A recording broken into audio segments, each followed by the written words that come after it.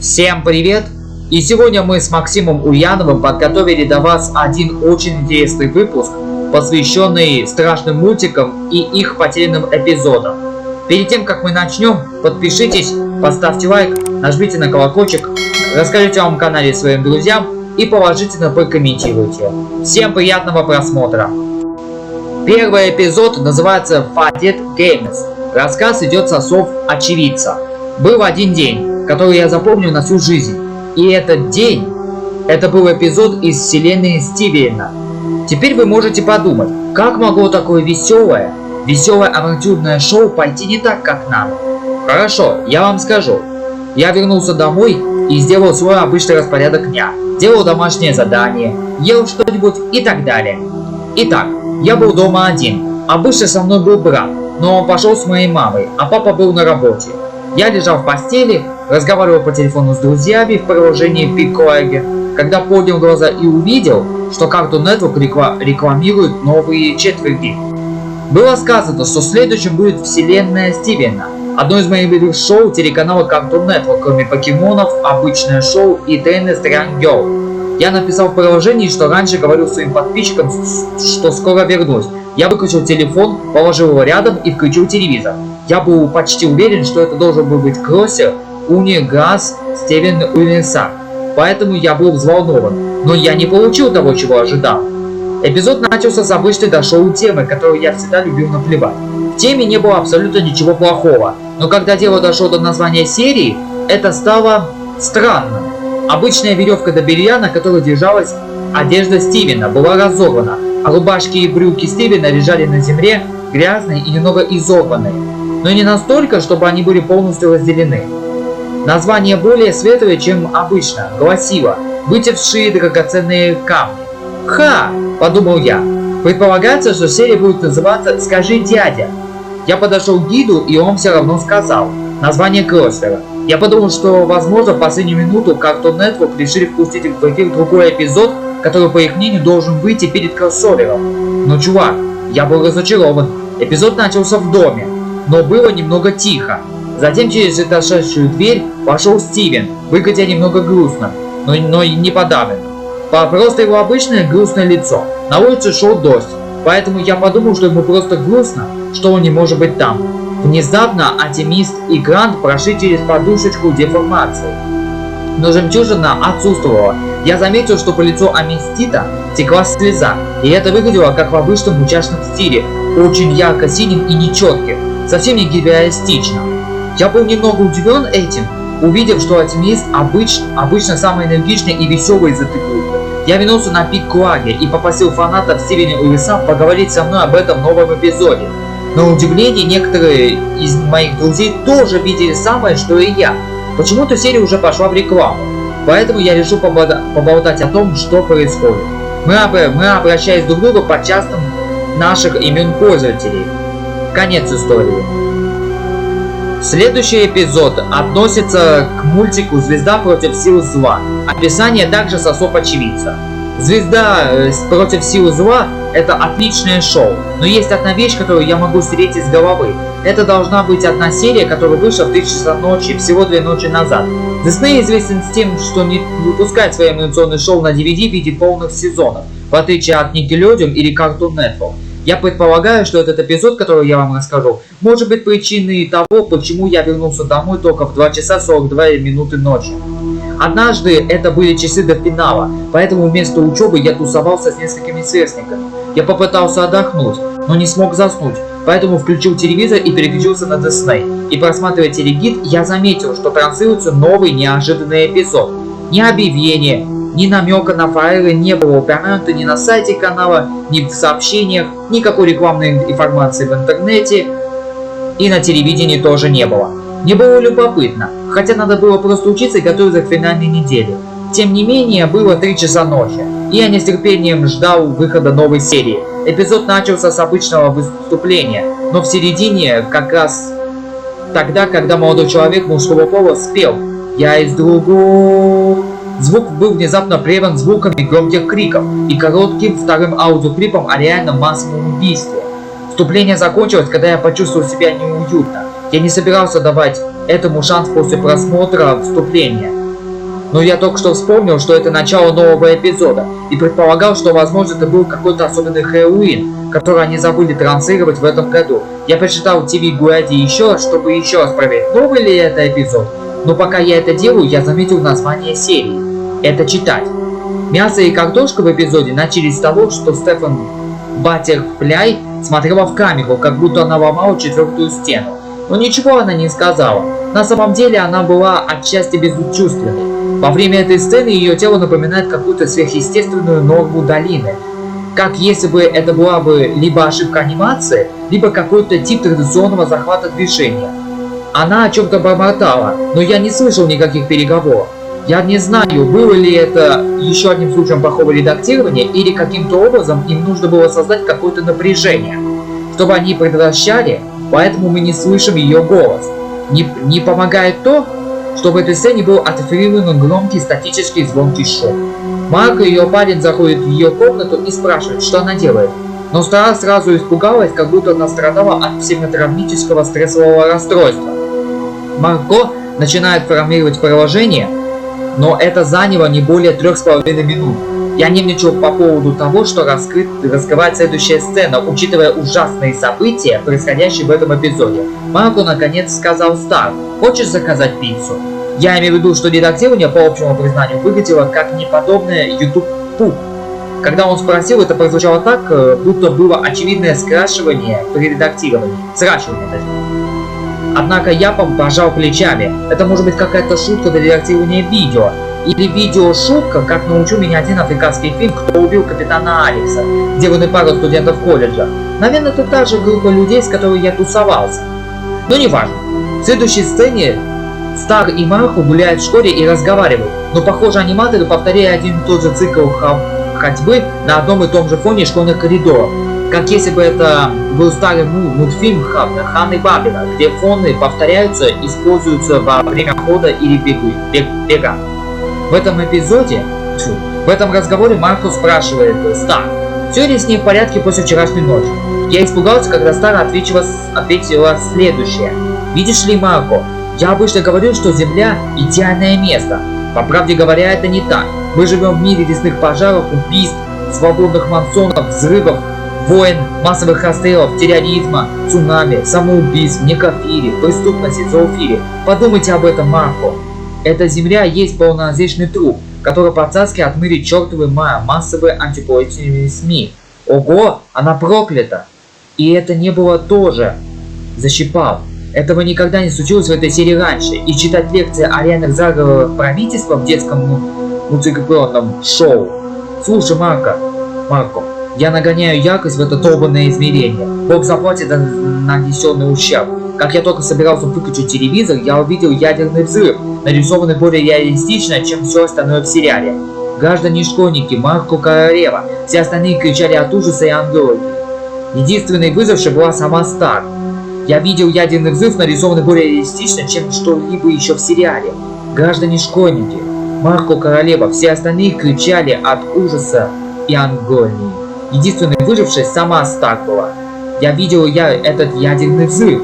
Я больше не мог этого выносить. В то время я боялся, что может случиться дальше. Она шла к дому Марко одна, не слышно ни звука, не играющей на заднем плане. Но эта фоновая песня оказалась немного более приглушенной, как будто произошла какая-то звуковая ошибка в последнюю минуту. После прогулки продолжилось 3,5 минуты. Эпизод резко закончился. Мол, эпизод закончился тем, что просто перескочил на черный, резко переключив в конечном названии, похоже на финал сериала «Клапан Сорта». Я пытался заснуть, даже не мог изучить финал. Но был сбит с толку и огорчен этим эпизодом. Я хотел напечатать, как это произошло, например, почему этот эпизод внезапно вышел в эфир один раз, или решили ли связаться с аниматорами, сценаристами, создателем и многими другими. Но я не думаю, что это могу объяснить, как будто я не хочу поддаться подробности. Я думаю, что держать рот на замке безопасно. Конец истории. Следующий эпизод относится к мультику «Крутые девчонки». Описание также идет со слов очевидца. Я услышал стук в дверь. Ответив на него, мой друг поспешно сунул мне в руки чемодан и убежал, как будто конец света был близок. Я был сбит с толку его поведением и хотел знать, почему он так себя ведет. Единственный способ был посмотреть DVD. После открытия футляра на диске черными чернилами было написано EP6B Nimco of the Naked. Я подошел к ноутбуку и вставил данный диск. После минутного ожидания прозвучало первое японское интро Kyudo Dono Carrera. Но моя танцевальная вечеринка в стиле Кавани была прервана громкими криками и искаженным шумом на полпути. Почти то, что издает какой-либо экстремальный сумасшедший музыкант.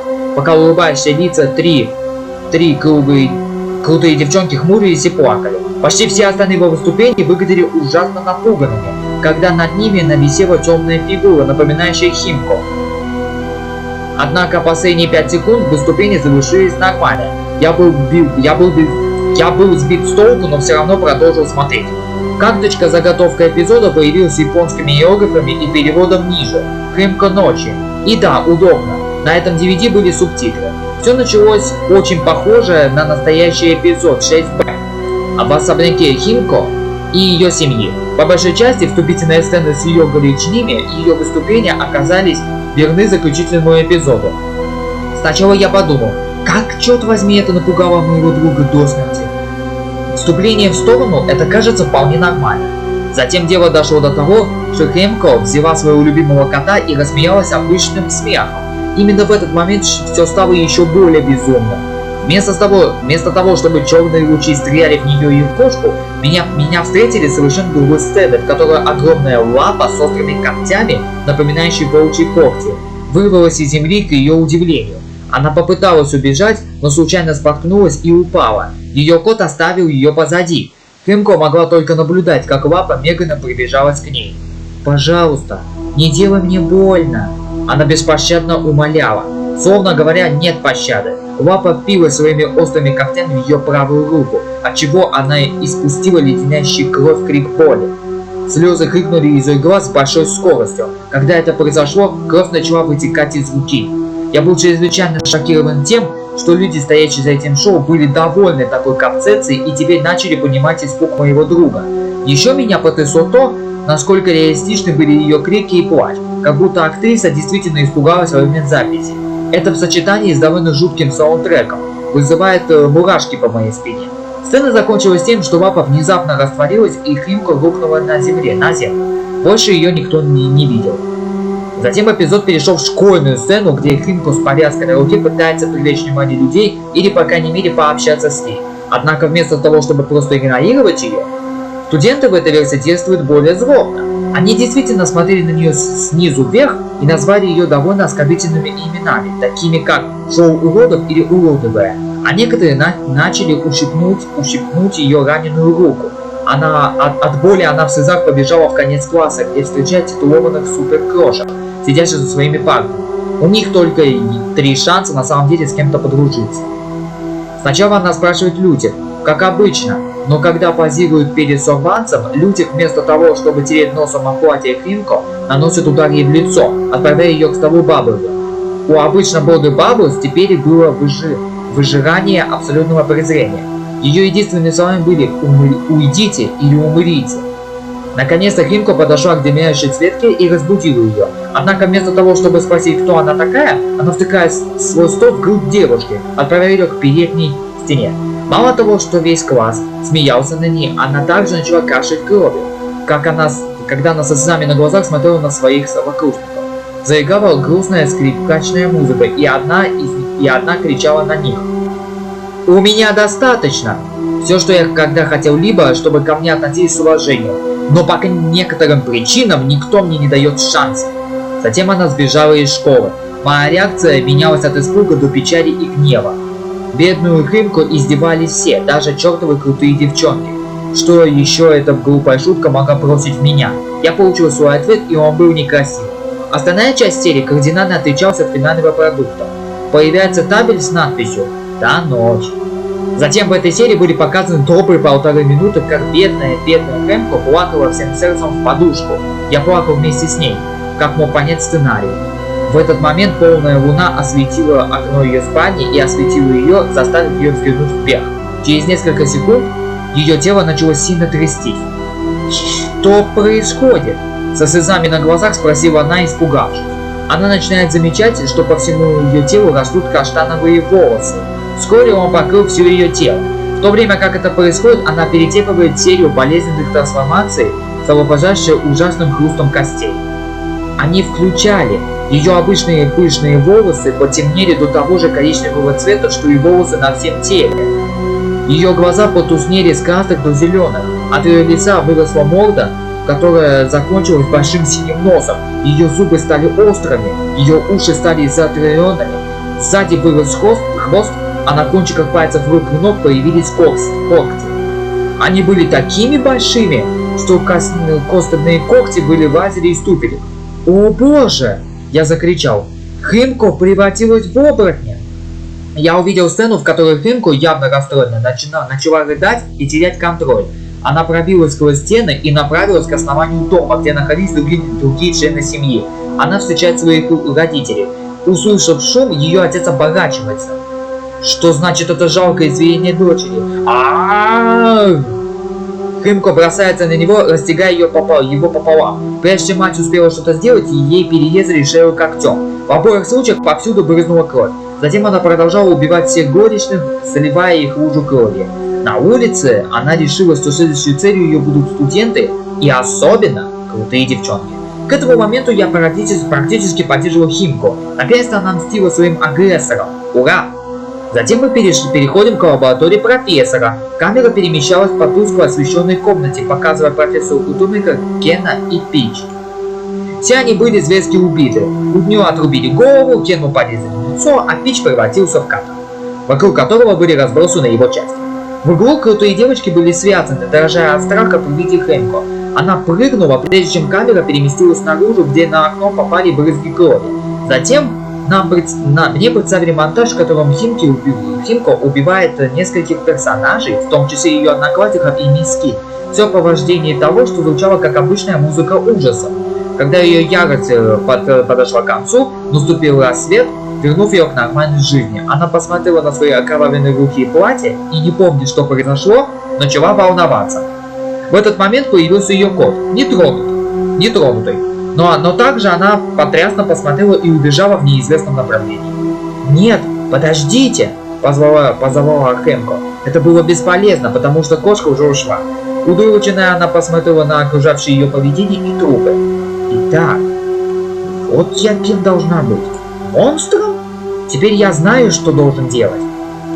Катрина снова исчезла, до нее в ее спальне, где она прижимала к груди пистолет, и текли слезы, ее лицо сморщилось. Затем он посмотрел прямо на меня и произнесла одно слово. «До свидания». Я собирался крикнуть «Нет!», когда она выставила серебряные пули в свое сердце, мгновенно убив его. Через несколько секунд вместе с переводом появилось сообщение на иероглифах. Он гласил: «По мере того, как жизнь течет, становится все труднее адаптироваться к обществу и быть принятым всем. И иногда это приводит к тому, что вас считают плохим парнем. Решите ли вы продолжить борьбу или положить конец всему? Просто помните, что битва будет только ухудшаться». Обычно финал не появился. Вместо этого появился прокручивающийся белый текст на черном фоне в сопровождении более грустной музыки. Затем DVD закончился. Я немедленно взял диск и попытался связаться со своим другом, но его там не было. Странно, потому что он обычно активен. Я собирался закончить ночь, когда услышал снаружи рычание. Я взглянул и увидел одну сердитую девушку-волк, которая, похоже, проголодалась от моей плоти. Ну черт побери, промолчал я, принимая свою судьбу. Вот и конец данной истории. На этом, пожалуй, и все, дорогие друзья. Я надеюсь, вам все понравилось. Если вам все понравилось, подписывайтесь, ставьте лайк, нажимайте на колокольчик, рассказывайте о моем канале своим друзьям, положительно комментируйте, предлагайте идеи для следующих роликов и напишите свое мнение насчет этих потерянных эпизодов в комментариях. Буду рад услышать ваше мнение. А на этом все. Берегите себя и своих близких. До свидания.